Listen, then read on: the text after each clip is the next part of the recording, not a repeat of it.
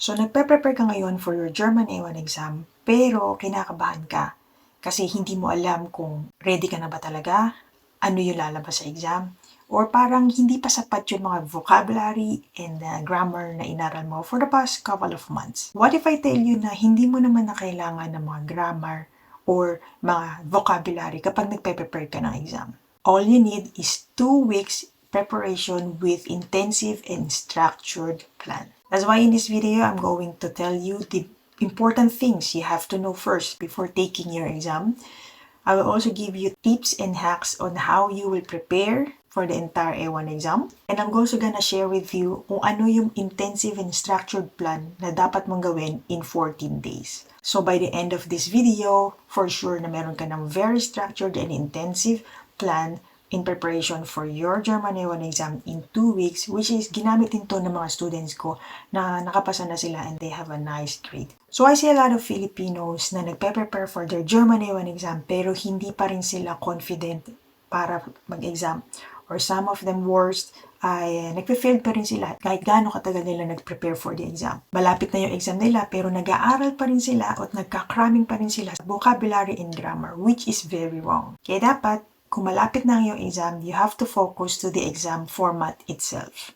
Kaya naman unahin natin kung ano yung mga important things na dapat mong malaman bago ka mag-exam or bago ka mag-start mag-prepare for your exam. So meron ka lang naman na 4 important things na kailangan mong alamin nang sa ganoon ay meron kang knowledge about the exam itself.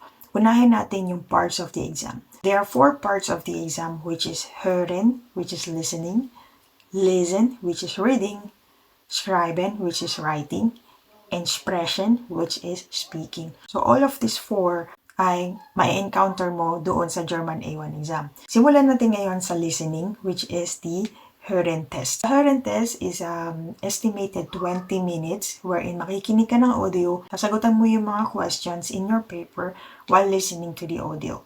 So meron siyang 3 parts, and yung part 1 and part 3, you're going to hear that 2 times, and then the part 2 naman, you're going to hear it only once. So sa listen naman, there's also 3 parts wherein is the estimated time ng pagsagot mo dito is 25 minutes.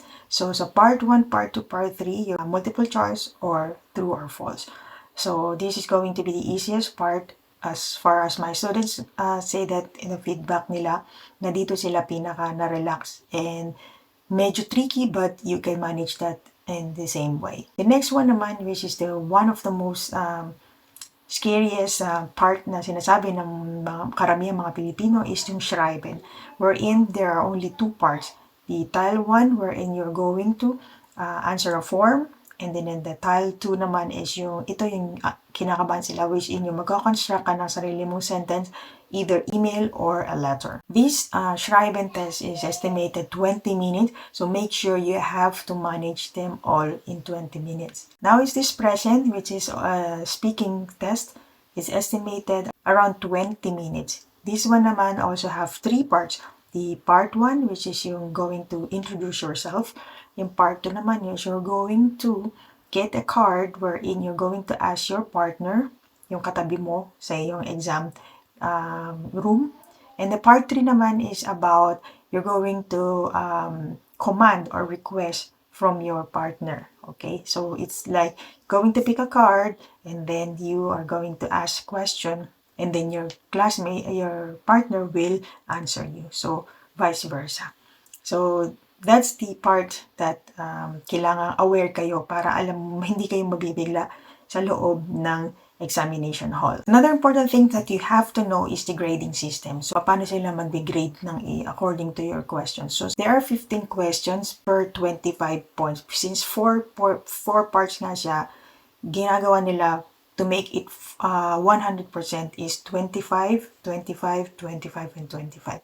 So, meaning kapag tama lahat ng sagot mo sa Hören, you have a 25 points. Okay, ganun sila mag-grading system. So, minsan makikita nyo yung mga scores ng mga naging friends nyo na kumuha ng exam, meron silang 0.5, 0.25, mga ganun. So, dinidepende nila yon doon sa pointing system nila, sa grading system nila. But all in all, there are always 25 points per part. Now, you're going to ask me, what is the passing grade for this? The passing grade is 60%.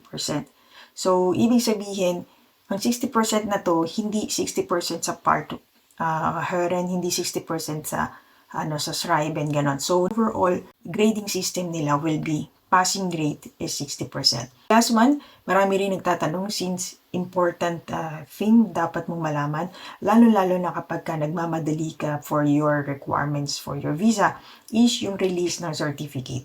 So, ang release ng certification, depende yan kung saan ka mag-exam. For example, sa GOIFE, normally, ang pinakamabilis na release ay sa GOIFE Makati. Okay? Since meron na ngayong GOIFE sa Davao, yung ibang release doon ay umaabot ng mas matagal kaysa sa Makati. So, you have to make sure you have to check that. But the UST, naalala ko sa student ko, release yung kanyang certificate, ano na siya, mga 2 months or 1 month, 2 months, ganon. Ganon katagal. So, sa TELC, around sa Davao or sa Cebu, not so sure.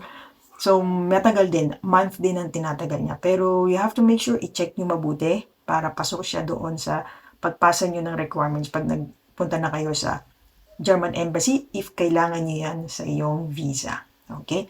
So, release of certification, pinakamaaga kung gusto mo mas mabilis, sa GOIFE Makati ka mag-exam. So, now you have the important things that you have to know about the parts of the exams, the grading system, and so on and so forth. Now, we're going to the tip na mabibigay ko sa iyo na very important na kailangan mong baunin bago ka mag-exam. Una, don't learn the grammar. Sabi ko nga sa inyo sa umpisa sa introduction, mag-focus na kayo dun sa exam format itself. Kasi hindi na makakatulong ng sobra-sobra yung pag-review nyo ng grammar or vocabulary. Mas magka-cramming lang kayo, mas ma-overwhelm lang yung utak nyo pagka sinundan nyo pa ng grammar or vocabulary in that intense span ng prepare nyo. Paano nyo malalaman tong mga exam format? You have to get a sample exam book o mock book kung tawagin, or magsagot kayo sa mga internet or sa YouTube ng mga free sample exam or mga past exam. Kasi ito makakatulong siya on how you will be familiarized sa loob ng exam. Makakagawa ka ng strategy mismo kapag lagi ka nagsasagot na paulit-ulit sa iyong exam. So, I advise you to get a sample exam na kung saan lahat ng parts nandoon. May Hören, may Schreiben, may Lesen, and may speaking themes na pwede mo siyang practicein. Okay, yun kagad yung dapat mong mayroon ka, yung preparation sa exam. Now ngayon, with this sample resources na to or sample exam, kailangan you have to assess. Pag nagpa-practice ka na, assess mo yung sarili mo. Kung ano yung mga i-assess mo. Of course, i-assess mo kung ano yung weakest part meron ka. Kung ano yung weakest na part mo. For example, mahina ka sa Schreiben, you have to take down note of that na medyo mababa yung score mo palagi sa Sprechen, for example, or sa Lesen, okay? You have to assess that. Ang pag-assess dito, pag nagsagot ka, every part is kailangan para very safe ang score mo or hindi ka masyadong pasang-awa. No? Kasi yung mga student ko, walang pasang-awa sa kanila. All of them are above 70, 75, mga ganyan. So, masaya na sila. Dati gusto lang nila pasang-awa, pero nagugulat pa sila na perfect sila sa Sprechen, nahatak ng Sprechen nila. So, i-assess mo palagi and titignan mo kung ano yung mga score mo. For overall, for example, nagsagot ka ng isang whole set, kailangan 8/15 ang magiging score mo. Okay? Hindi pwedeng mababa ka sa 8.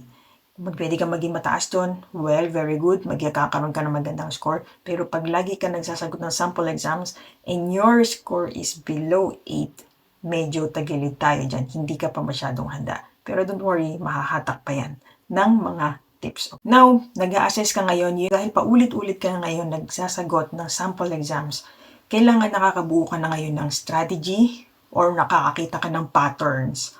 Okay? So, with my students, I created a strategy course. No? So, hindi kita bebentahan dito. I'm only telling you that. So, pag nakita mo yung strategy na yon, magiging mas madali yung pagsagot mo ng exam. For example, ay may mga Schreiben themes yan na paulit-ulit na na-encounter ng mga examinees. For example, every month, ito yung tema na to, Einkaufen, for example. The next month or the other month, Einkaufen na tema pa rin ang lalabas. Pero pinapalitan lang nila ng name, ng location, mga ganon. So, kailangan alamin mo ngayon. Sa sobrang dami mo na ngayon nasagutan ng mga sample exams, makikita mo yung pattern and makakabuo ka ng sarili mong strategy. Kailangan mo ding orasan ng sarili mo. In this strategy, kailangan alam mo yung timeline kung paano mo sasagutan ng makakasave ka ng oras. For example, ang pinaka nahihirapan ng mga naging estudyante ko ay sa Schreiben. Sa Schreiben sila nahihirapan kasi hindi nila kaya mag-construct ng mabilis. So, siyempre, pagka susulat ka from zero, from scratch, kailangan yan ng magandang construction of letters. Diba? So, after they bought my course, nakita nila yung strategy doon, mas marami silang time para ma-review pa yung mga sagot nila. So, dati kinakapos daw sila. Nung hindi nila inoorasan yung sarili nila, kinakapos sila. Which is kapag kinapos ka at hindi mo natapos, kakaroon ka ng less points. Diba? Don't forget to time yourself or lagyan mo ng orasan mo. Since sinabi ko naman from the very beginning, kung gaano katagal yung isang part. For example, is a lesson is 25 minutes. Dapat hindi ka lalagpas sa 25 minutes kasi meron pa dapat ikaw na time para i-review yung mga sagot mo. Okay? For this strategy also, if palagi ka na nagsasagot ng mga sample exams, no? So, magkakaroon ka na ngayon ng mga most commonly used na verb na ginagamit doon sa exam. So, you have to list them down. So, you don't need to memorize new verb. You have to be familiarized lang. For example, sa hören, kadalasan na ginagamit nila dyan yung mga synonyms and antonyms. For example, nicht bleiben, tapos sasabihin nila gehen. Diba? So, hindi ka mag-stay, ibig sabihin go ka. So, gagamit sila ng mga ganon para malito ka. So, you have to be strategic kapag kumuha ka ng exam, hindi lang yung sagot ka ng sagot. And of course, to be familiarized with the exam itself. Now, the tips naman for expression it only. Lagi ko itong sinasabi sa mga students ko since natatakot silang magsalita and nahihiya silang magsalita. So, from the very beginning, gusto ko sabihin sa iyo na you have to boost your confidence kasi nag-aral ka na diba? So, if your problem is speaking, you have to boost it by talking in front of the mirror or camera. Kasi nang sa ganon, pag punta mo doon sa exam room, no, hindi ka na mabibigla. Hindi ka na matatakot na may kausap ka pala. Okay, kasi pag nagre-review ka mag-isa, nagsa-sample exams ka, di ba parang solo mo, wala kang kausap, wala kang kasama sa room, di ba?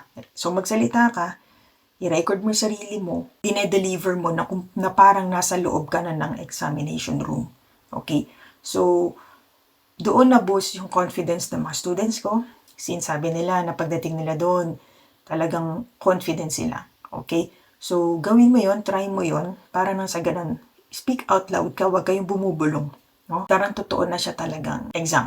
Ano nang i-feel mo para sa expression? Kasi sa rewriting, yung mga multiple choice and the letters, construction of letters sa Schreiben, madali lang siya kasi hindi ka naman kailangan magsalita. Wala kang kapartner, walang tumitingin sa'yo.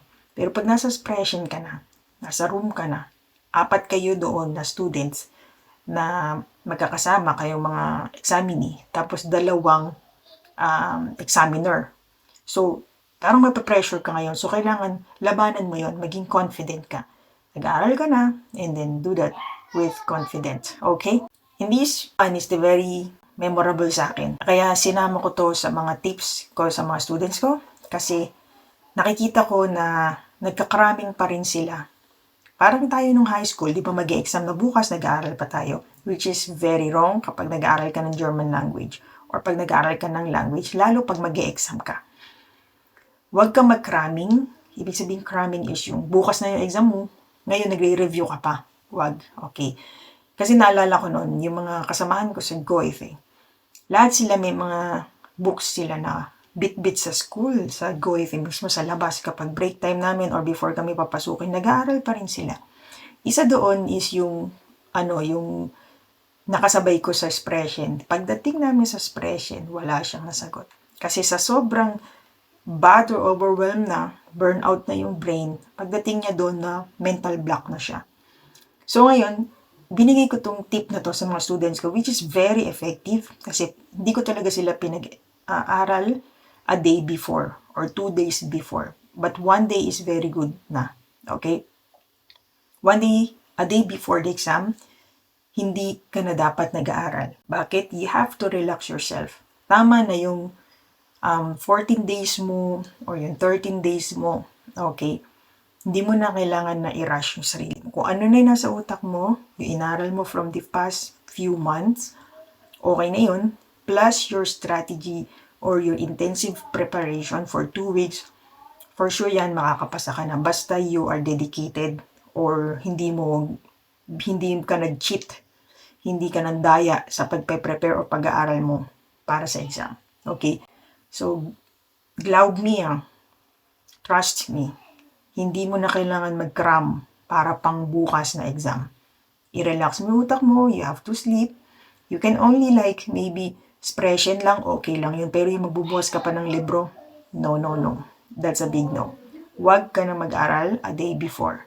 Okay? So, that's my tips. Nga pala, lahat ng mga sasabihin ko dito ay nasa guide. Para makatulong sa'yo sa pagpe-prepare mo, ginawan kita ng guide. You can download that on the description or the pinned comment. So make sure get mo yun para makatulong sa'yo sa pagpe-prepare. Okay? Okay, now this is our plan. Okay? This is going to be intensive. Okay? Huwag mo gawing biro-biro lang kasi intensive to. Okay? Ibig sabihin ng intensive, kailangan focus ka in 14 days. 14 days lang nito after na exam mo. Pwede ka nang maggala, pwede ka nang lumabas ulit or games, okay? But for 14 days, please allot your focus, time, motivation, and your energy. Okay? So, kung gusto mo talaga magkaroon ng certificate, gusto mo talaga na makapasa, these 14 days, please compress that for your preparation. Okay? Ready ka na? For day 1, magsagot ka ng 5 sample exam tests. Okay? Walang specific time kung kailan ka magsasagot, okay? Magpa-practice kung kailan mo sisimulan, anong oras. Walang specific. Depende sa iyan. Since nung time ko na nag-aaral ako and most of my students are very busy, no? Mga working sila, gabi sila nag-exam, nagsasample exam, or madaling araw. Okay? So, for day 1, mag-answer ka ng mga 4 to 5 sample exams, no? And then you have to assess yourself. Ano yung weakest mo? Ano yung strongest mo? Okay, you have to mark them down. For example, sa weakest mo is schreiben and lesen, for example. And then, magaling ka sa sprechen. And medium lang sa hören. Okay? So, you have to put it down kung paano mo siya i-assess. Okay? Kasi for the day 2 and day 4, you have to practice and allot your time practicing for your weakest part. Ano to, yung for example, sinabi mo nga na mahina ka sa schreiben and sa lesen. So you have to insert or answer more sample exams doon. Kasi may makukuha ka naman yun sa YouTube. Meron ako sa dito sa playlist ko. Pwede mo siyang sagutan. And meron ka din makukuha. Kung gusto mo bumili ka or may mga meron din sa mga PDF na free. So you have to check. Sa Goethe meron sila na sample exams. You can check that out. So you have to assess. Kailangan na magiging score mo is 8/15 para masabi mong okay ka na doon. Okay? So dapat paulit-ulit kang sagot and yung mga different sample exams. Okay? Marami naman nagkalat yan sa Google or sa YouTube.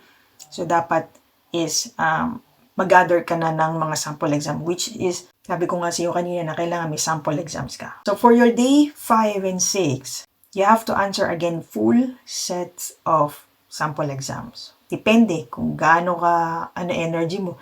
Ako kasi hindi ako naglalaan ng 8 hours na review. No, 2 hours, okay na sa akin yun.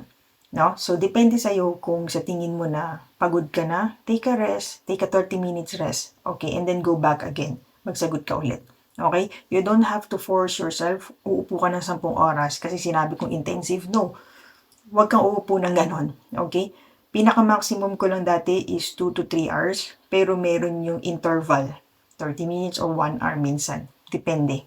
Okay? Pag pagod na ako, stop na ako. So, sa 5 and 6, sabi ko sa inyo, you have to answer the sample exam. Full set. May hören, sprechen, schreiben, and speaking. Okay? So, assess mo ulit sarili mo. Tama na ba yung ano mo? Naging mataas na ba yung mga score mo? Nakuha mo na ba yung strategy? And don't forget, by the way, you have to time yourself. Pag nagpa-practice ka, you have to use a timer. Okay? Kasi baka mamaya abutin. Kasi sa isang full set, 1 hour na yan eh. Abutin na naman ng 1 hour. So, lagpas na ng 1 hour. So, ibig sabihin, pag nakalima ka, 5 hours na yon. So, depende sa'yo. Assess mo ulit sarili mo, nag-improve ka ba or not? So, pag hindi, assess mo ulit, sulat mo ulit. Okay, lazy na lang pala yung pinaka-weakest ko, hindi na yung Schreiben. Kasi magaling na ako sa Schreiben. So, yung day 7 mo, you have to rest. Okay? Pwede kang mag-rest or magsagot ka lang ng isa or dalawang sample exams. Pero mostly, sabi ko sa mga students ko, mag-rest kayo kasi weekend, pag Sunday, di ba? So, weekend, family day. So, depende sa iyan kung paano mo gagawin. But then, ako, sinasabi ko na hindi mo dapat nang puwersahin or pagurin ang sarili mo. Parang athletes yan, di ba? Parang sasali ka sa Olympic, hindi mo kailangan na totally bugbugin ang sarili mo bago ka sumali sa competition, sa day of competition. So, kailangan i-relax mo rin yung sarili mo. Okay? So, day 8 to 10, kung nahihirapan ka pa rin sa mga ibang part, for example, hirap na hirap pa rin ako sa expression, hindi pa rin ako makapag-construct ng sentences. So, this is the day na pwede kang ngayon na maghabol pa. Okay? May day 8, 9, 10 ka, depende sa'yo. Okay? Kung paano mo uunahin or paano mo sasagutan. For example, nahihirapan pa rin ako sa expression. So, mag-expression ako, magpa-practice ako sa harap ng salamin, and then, confident na ba ako? O tama ba yung mga pinagsasabi ko? Or sa Schreiben, magsusulat ako ulit. So, 8, 9, 10. 8 to 10. Depende yan. So, day 11 and 12, again, a set of full set ng sample exam. Okay? So, may expression ulit, Schreiben. Kasi kailangan mo i-assess kailangan balance lahat ng parts para hindi ka mahihirapan. Pagdating mo doon, ay, hirap na hirap ako sa Hören. Kasi, makukuha mo yung pattern kapag lagi ka nagpa-practice. Kasi, lalo sa Hören mo, makikita mo yung pattern, makikita mo yung strategy na dapat mong ganito pala yung sagot. Ganito, ganyan, ganyan. So, minsan, may mga inuulit din ng mga sample exams. Malay mo, katulad ka ng mga students ko na perfect nila yung Schreiben or yung expression kasi lumabas yung mga binigay ko sa kanila sa exam. So, napaka-confident nila. Confident na sila sumagot, pero naging confident sila nung lumabas yung mga sample exams na binigay ko sa kanila. So, sa course, kasama dun sa course ko. So, yun yung pinaka-technique din kung bakit kailangan mo magsagot ng maraming sample exams. So, day 13, malapit na tayo sa ating 14 days, no? The day 13 natin is only expression. Okay? Kasi dito, pagdating mo doon, kailangan talagang confident ka na. Okay? So, marami akong naging students na ito yung pinaka-last nila na inaaral pa rin nila. Kung mahina ka pa rin sa Schreiben, you can switch this expression to Schreiben sa day 13. Pero kung gusto mo maging confident talaga, expression ilagay mo. Pwede mo naman pagsamahin expression or Schreiben. Depende sa'yo. Magsasagot ka ng mga sample exams pa rin, pero expression or Schreiben na lang ang sasagutan mo. And the last is day 14 is you don't need to do anything. You can also do expression. Okay, pwede. Kung hindi ka pa confident mo sa day 13 mo, kung kukulangan ka pa. Or day 14 is only like 30 minutes, pwede ka makipag-usap sa boyfriend mo, for example, na German. Bigay mo sa kanya yung nasa exam format, then tatanungin ka, kunwari siya yung partner mo. So, ganun. No? Kung wala ka naman talagang kausap, okay lang, mag-rest ka na lang, but wag ka nang magbubukas ng libro. Parang awa mo na, i-rest mo na lang yung brain mo if malapit na yung exam mo or bukas na yung exam mo. Okay? So, yun yung iyong complete and structured intensive preparation. Okay? Kapag ginawa mo to, I assure you na magkakaroon ka ng magandang grade and you will be confident sa iyong exam. Hindi mo na kailangan magdala ng libro kasi well prepared ka na. You have the structure, you have the format, you have the strategy, and you have all. So, ayan na yung proven method na ginagamit din ng mga students ko aside sa strategy na tinuturo ko sa course ko, no? So, meron ka ng proven and structured method, plan na para sa pag-prepare sa yung German A1 exam. Pag sinunod mo to, or with the basic foundation mo na inaral mo for the past few months, I will guarantee you na makakaya mo yan. Okay? Walang imposible, basta wag mong dadayain yung sarili mo kapag nagpe-prepare ka. Okay? So, wag yung, 1 minute ito, mag-scroll. Okay? You have to allot time talaga. 14 days lang to mga CC. So, after 14 days, pag nakapag-exam ka na, gumala ka na, mag-games ka na, mag-scroll-scroll or TikTok ka na ulit. Okay? So, you have to concentrate in this time. Okay? If nahihirapan ka pa rin, aside sa mga sinabi ko sa iyo dito, no, and feeling mo gusto mo ng guide or gusto mo ng mayroong mag-a-assist sa iyo, I can personally help you with that. But you can contact me. Ilalagay ko din sa description on how you will contact me with that. And let's see how I can help you more instead of following this. But aside from that, kahit ito lang yung finalo mo, kayang-kaya mo pa rin makapasa dahil this is also the proven methods na ginagamit ng mga students ko. Yes, 2 weeks lang, kayang-kaya mo yon. Basta motivated ka and intensive yung pagre-review mo, makakaya mo yon. Okay? And nga pala, kung nahihirapan ka lang sa expression, ito yung pinaka-weakest mo. And sa tingin mo, you need more time for this, please check my video here, no? And para na sa ganoon, ay maboost natin yung confidence mo. Not only your confidence, but also your score. Which is also most of my students nagkaroon ng magandang grades through this method. So, make sure to check that out kapag naka-upload na.